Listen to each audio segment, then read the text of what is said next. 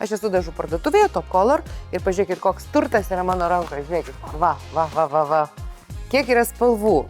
Aš atvažiavau išsirinkti savo spalvą į vieną kambarį, jau esu sugalvojus, ko aš noriu. Aš sugalvoju, kad aš noriu rožinės spalvos.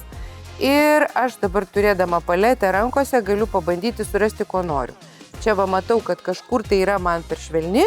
Žodžiu, aš pasidarysiu bandymą ir jums tą patį rekomenduoju padaryti. Ateinat į parduotuvę, žinot, ko norit, o nežinau tikrai, ar žinot, ko norit, nes pirmiausia, reikia dar namie su savim labai pasikalbėti apie tai, kas yra spalvos.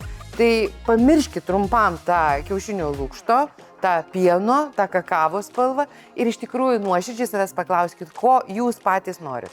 Tai aš savęs paklausiau ir supratau, kad noriu rožinės vienam kambariui ir visiškai nesvarbu, kad galbūt aš po 3 metų norėsiu kitos spalvos. Tai aš ir perdažysiu. Tai va, tai kol kas aš dabar turiu tokį štai planą.